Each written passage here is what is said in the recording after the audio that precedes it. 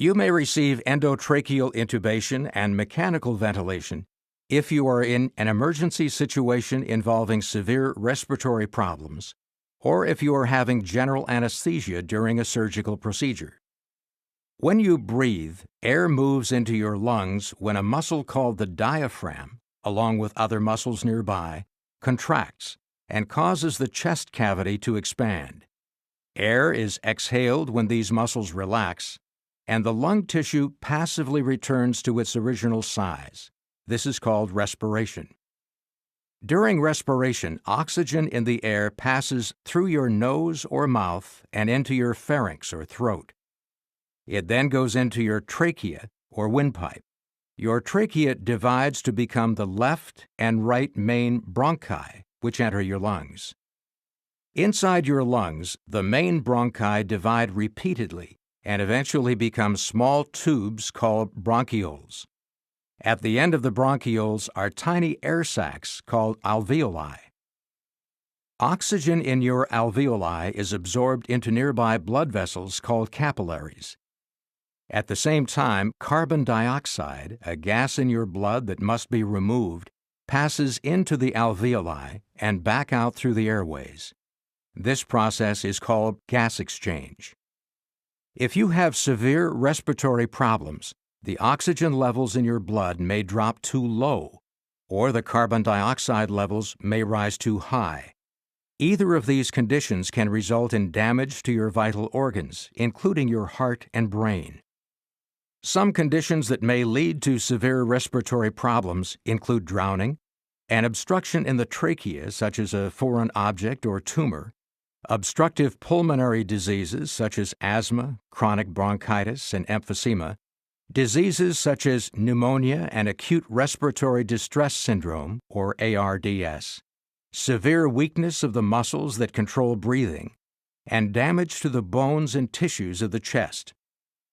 Under these circumstances, you may need additional oxygen or breathing support through mechanical ventilation. Mechanical ventilation is also used during surgical procedures, for delivering anesthetic drugs, preventing the aspiration of stomach contents into the lungs, and closely controlling the levels of oxygen and carbon dioxide in the blood during surgery.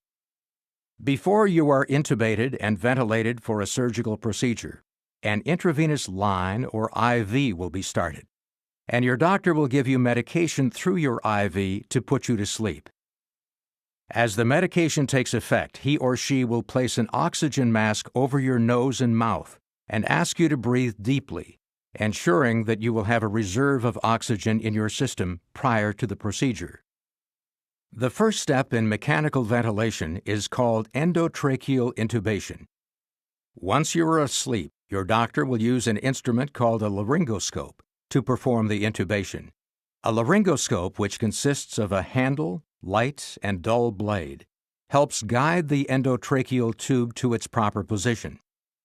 Your doctor will tilt your head back slightly and insert the laryngoscope through your mouth and down into your throat, taking special care to avoid contact with your teeth. Using the blade, your doctor will gently raise the epiglottis, which is a flap of tissue protecting your larynx. He or she will then advance the tip of the endotracheal tube into the trachea.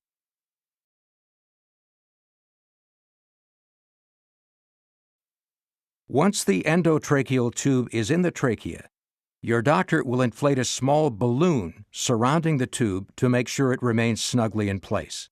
Your doctor will remove the laryngoscope and tape the tube to the corner of your mouth to prevent it from being jostled out of position. Your doctor will check to see that the tube is properly positioned in the lower part of the trachea by inflating your lungs with a special bag and listening for breath sounds on both sides of your chest. If the end of the tube is too low, both lungs will not receive the same amount of air. In some cases, an X-ray is taken immediately after intubation to confirm the tube's placement. Once the endotracheal tube is in the proper position, your doctor will attach it to the mechanical ventilator, a specially designed pump that aids respiration by delivering well-oxygenated air into the lungs and permitting carbon dioxide to escape from the lungs. Levels of oxygen and carbon dioxide will be closely monitored to confirm that the ventilator is working. Once your surgical procedure is complete, your doctor will not remove the endotracheal tube until you are able to safely breathe on your own.